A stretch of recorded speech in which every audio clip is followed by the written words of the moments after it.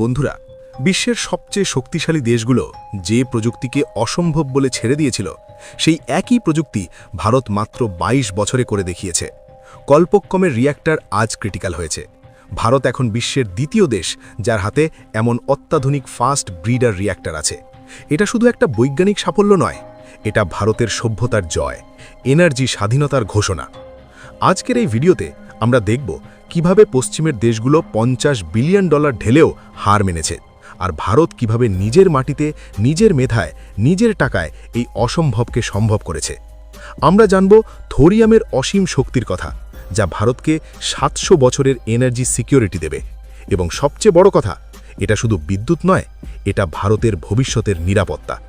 ভিডিওটা শেষ পর্যন্ত দেখুন, কারণ এই খবরটা আপনার মনে গর্বের আগুন জ্বালিয়ে দেবে। চলুন একটু পিছনে ফিরে যাই। হোমি জাহাঙ্গীর ভাবা, এই নামটা শুনলেই বুক ফুলে ওঠে। তিনি ১৯৫০-এর দশকে দেশকে বলেছিলেন, ভারতকে এনার্জি সিকিউরিটি চাইলে ৩ স্টেজের নিউক্লিয়ার প্রোগ্রাম করতে হবে। স্টেজ 1-এ আমরা প্রেশারাইজড হেভি ওয়াটার রিয়্যাক্টর বানিয়েছি, যেখানে প্রাকৃতিক ইউরেনিয়াম থেকে বিদ্যুৎ তৈরি হয় আর সাথে প্লুটোনিয়াম জমা হয়। এই প্লুটোনিয়ামই স্টেজ 2-এর জ্বালানি। কিন্তু স্টেজ 2 কেন এত কঠিন? কারণ এটা ফাস্ট ব্রিডার রিয়্যাক্টর। সাধারণ রিয়্যাক্টর যেখানে জ্বালানি খায় তার চেয়ে কম তৈরি করে, সেখানে এই রিয়্যাক্টর জ্বালানির চেয়ে বেশি জ্বালানি তৈরি করে।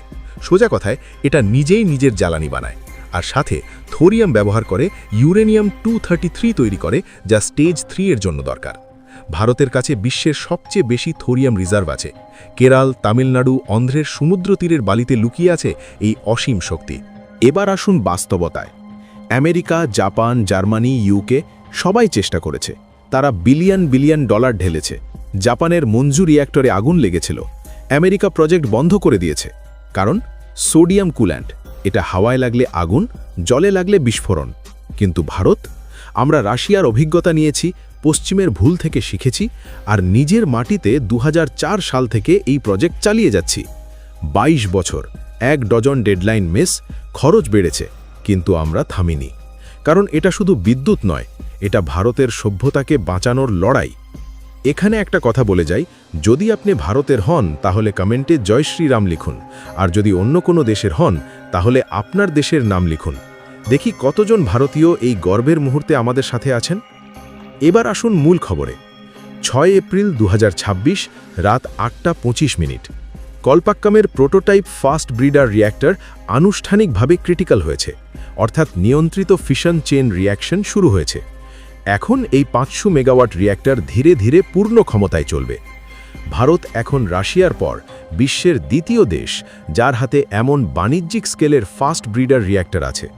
প্রধানমন্ত্রী নরেন্দ্র মোদী নিজে ঘোষণা করেছেন। তার এক্স পোস্টে তিনি লিখেছেন, Today, India takes a defining step in its civil nuclear journey, advancing the second stage of its nuclear program. The indigenously designed and built prototype fast breeder reactor at Kalpakkam has attained criticality.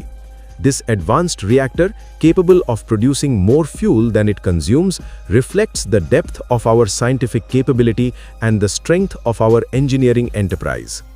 It is a decisive step towards harnessing our vast thorium reserves in the third stage of the program. A proud moment for India.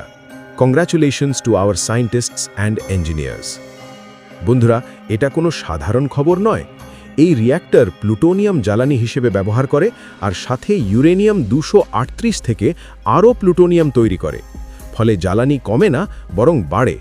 আর পরে thorium ঢোকালে ইউরেনিয়াম-২৩৩ তৈরি হয়, যা আমাদের অসীম thorium রিজার্ভকে কাজে লাগাবে।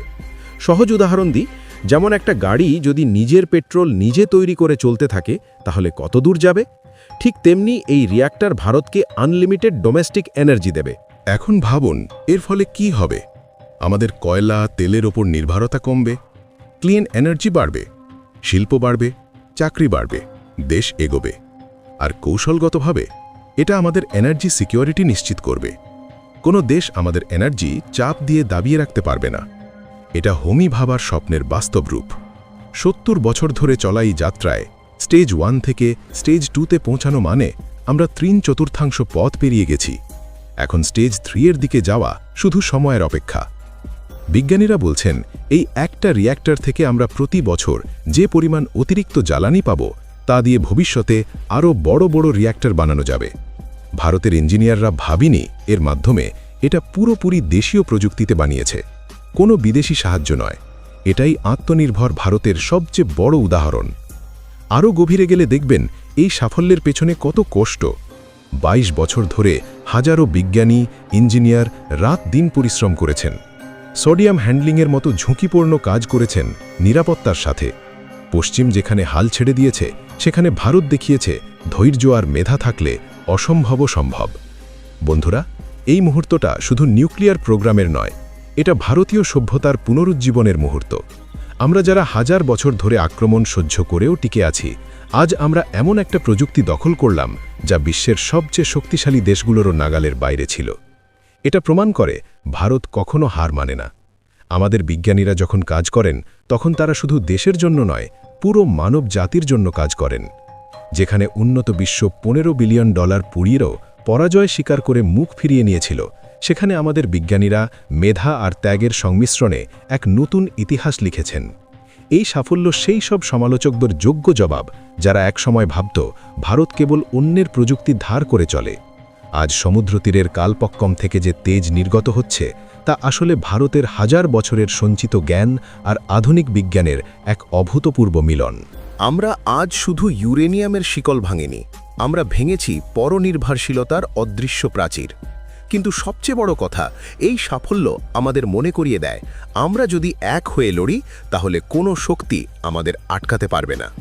আমাদের এই যাত্রা থেমে থাকার নয়, থোরিয়ামের এই শক্তি ভারতকে আগামী শতাব্দীগুলোতে বিশ্বের জ্বালানি মানচিত্রে অপ্রতিরোধ্য করে তুলবে।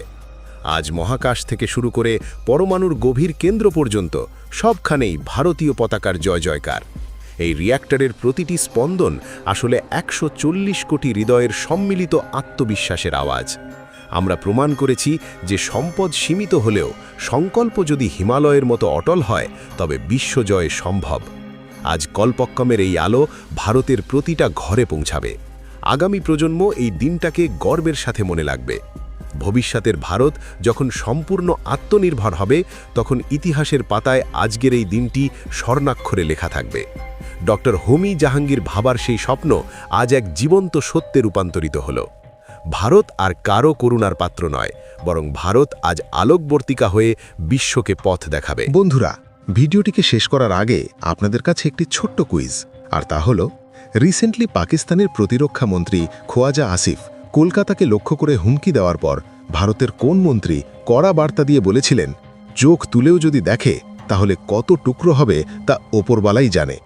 Option A Rajnath Singh, option B Amit Shah, option C S Jaishankar, option D Yogi Adityanath. কমেন্টে আপনার উত্তর অবশ্যই জানান। ভিডিওটি ভালো লাগলে লাইক করে দিন, চ্যানেলটিকে সাবস্ক্রাইব করে রাখুন যাতে আপনি পরবর্তী ভিডিও আপডেট সবার আগে পেতে পারেন। জয় হিন্দ, বন্দে মাতরম।